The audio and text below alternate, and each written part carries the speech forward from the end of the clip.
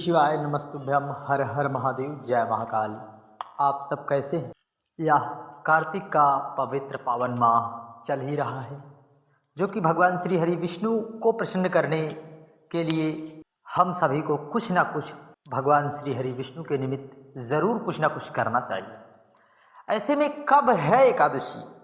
9 नवंबर या 10 नवंबर? 9 नवंबर या 10 नवंबर? क्या है पारण का समय? क्या है पूजन का शुभ मुहूर्त? यदि पारण शुभ मुहूर्त में किया जाता है तो उसका फल भी कई गुना हमें अत्यधिक प्राप्त होता है। श्रद्धा वाला उपाय कितनी बार श्रद्धा बोलकर हमें करना है, और श्रद्धा वाला उपाय जरूर करना चाहिए हमें, क्योंकि श्रद्धा बोलने से हमारी पितृ हम पर कृपावान होते हैं। क्योंकि पितृदोष यदि हमारे जीवन में चल रहा है तो हमारे कार्य कहीं ना कहीं हमें अड़चने अवश्य आती है। तो कब है एकादशी? यह कार्तिक का पवित्र माह भगवान श्री हरि विष्णु को प्रसन्न करने के लिए चल रहा है। तो चलिए जानते हैं इस पूरे वीडियो में। यह वीडियो पूरा बहुत ही खास होने वाला है, क्योंकि एकादशी, जो कि हम सभी लोग एकादशी का व्रत बड़ी ही निष्ठा व विश्वास से भगवान श्री हरि को प्रसन्न करने के लिए, भगवान श्री हरि की कृपा पाने के लिए इस व्रत को करती है। तो आइए जानते हैं। कार्तिक माह में कृष्ण पक्ष की रमा एकादशी की तिथि की शुरुआत 8 नवंबर 2023 को सुबह 8:23 से हो रही है। अगले दिन 9 नवंबर 2023 को 10:41 पर इसका समापन होगा। उदया तिथि के अनुसार 9 नवंबर को ही हम सभी लोग एकादशी का व्रत करेंगे, जो कि यह कार्तिक का महीना भगवान श्री हरि को प्रसन्न करता ही है। और एकादशी भी भगवान श्री हरि विष्णु के निमित्त हम सभी लोग अपने जीवन में चल रही परेशानियों के लिए एकादशी का व्रत भगवान श्री हरि की कृपा पाने के लिए करते हैं। और यह गुरुवार की एकादशी है, गुरुवारी एकादशी है, जो कि हम सभी लोग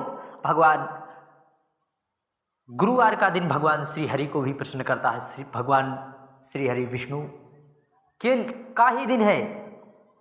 हम सभी लोग गुरुवार का भी व्रत करते हैं। यह पवित्र पावन दिन है, जो कि ऐसा महाशुभ संयोग हमें प्राप्त हुआ है कि एक तो कार्तिक मास, दूसरे एकादशी, तीसरे गुरुवार की एकादशी। ऐसे में हम सभी को व्रत करने से नहीं चूकना चाहिए। और एकादशी की तिथि आप एक बार फिर से सुन लीजिए कब है। 8 नवंबर को सुबह 8:23 से प्रारंभ होगी और 9 नवंबर 10:41 तक रहेगी। 8 नवंबर को 10वीं तिथि रहने के कारण इस बार 9 नवंबर 2023 को 10वीं तिथि मनाई जाएगी। और 9 नवंबर को ही हम सभी लोग द्वादशी युक्त एकादशी का हम सभी लोग को व्रत करना चाहिए। तो क्लियर हो गया कि हमें 9 नवंबर को रमा एकादशी, जो कि रमा भगवान माँ लक्ष्मी का ही नाम है, माता लक्ष्मी की कृपा पाने के लिए हम सभी लोग को इस रमा एकादशी का व्रत बड़े ही विधि विधान से करना चाहिए। रमा एकादशी के पूजन का क्या शुभ मुहूर्त है? पूजन के लिए हमें इस दिन पहले सुबह उठना चाहिए। उठने के बाद ब्रह्म मुहूर्त में उठकर भगवान श्री हरि विष्णु का मन ही मन स्मरण करना चाहिए। स्नान आदि करके स्वच्छ कपड़े हमें पहनकर सबसे पहले भगवान श्री हरि के सम्मुख एक दीपक अवश्य प्रज्वलित कर दें। फिर विष्णु जी को फल फूल धूप दीप नैवेद्य अर्पित करें। इसके बाद विधि विधान से भगवान श्री हरि की पूजा करें।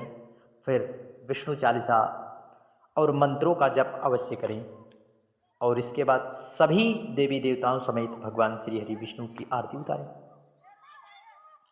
एकादशी के दिन विशेष उपाय किए जाते हैं। धार्मिक मान्यता के अनुसार इस दिन माता लक्ष्मी से सुख समृद्धि का आशीर्वाद प्राप्त कर देते हैं। रमा एकादशी के दिन हम सभी को एक विशेष उपाय करना चाहिए।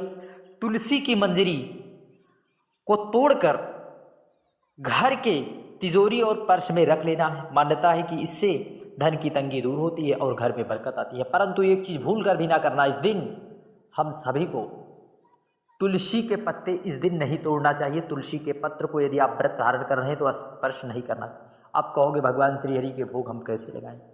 तो हम सभी को श्री हरि का भोग लगाने के लिए पहले ही तुलसी को तोड़ लेना है, और मंजरी को भी तोड़कर जो है यदि रख लेते हैं तो निश्चित है हम सभी के घरों में माता लक्ष्मी की विशेष कृपा जरूर हमें प्राप्त होगी। इसलिए भूल कर भी तुलसी का पौधा उस दिन ना स्पर्श करे, क्योंकि माता तुलसी भी भगवान श्री हरि का पवित्र व्रत धारण करती हैं।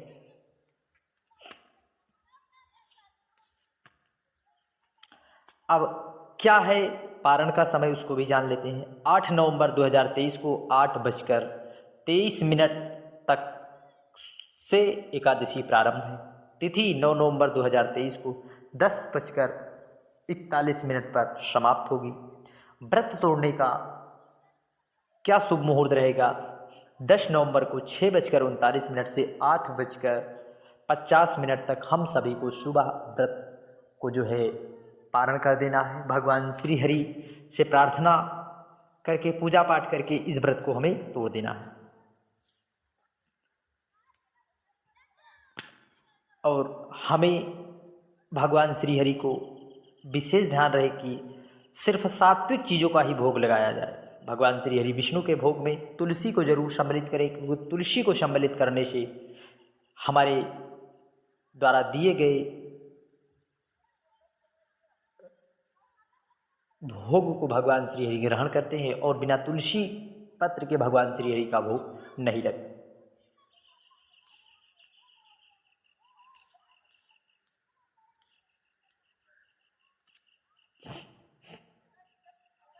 कार्तिक मास के कृष्ण पक्ष की एकादशी को रमा एकादशी कहते हैं। इस व्रत को करने से हमारी सारी मनोकामना पूर्ण होती है, सुख समृद्धि वैभव की प्राप्ति होती है। हम सभी ने पूरे शुभ मुहूर्त को जाना। अब कौन से उपाय हमें करना है इसकी भी जानकारी। इस दिन हमें एक कलश पात्र में गंगा का जल लेना है। कि किसका? गंगा माँ का जल हो उसे ले ले। यदि ना मिल पावे तो गंगा का जल थोड़ा सा अवश्य डालकर उसमें, और इस प्रकार से हमें 7 बेलपत्री लेना है। कितनी? 7, जो कहीं से कटी फटी बिल्कुल ना हो। और इस बेलपत्री को लेकर हमें उसमें डालकर पहुंच जाना है देवाधिदेव महादेव कुबेर भंडारी के मंदिर। वहाँ पर सबसे पहले आपको भगवान नंदी दिखाई देंगे। वहाँ पर आपको जो गंगा का जल युक्त कलश है उसे भगवान नंदी के उठे हुए चरणों पर समर्पित करके अपने जीवन की कामना को कह दीजिए। कहने के बाद उस बेलपत्री को देवाधिदेव महादेव के ऊपर समर्पित करने से हमारे जीवन में जो धन की समस्या चल रही है वह तो दूर होती ही है, साथ ही साथ जो हमारे घर में पैसा किसी अन्य मार्ग में चला जा रहा है, अर्थात मांस मदिरा आदि गलत संगतियों में, गलत चीज़ों में हमारा धन चला जा रहा है, उससे हमारा धन निश्चित है देवाधिदेव महादेव की कृपा करुणा हम पर जरूर होती है। श्री शिवाय नमस्तुभ्यम। हर हर महादेव। जय महाकाल।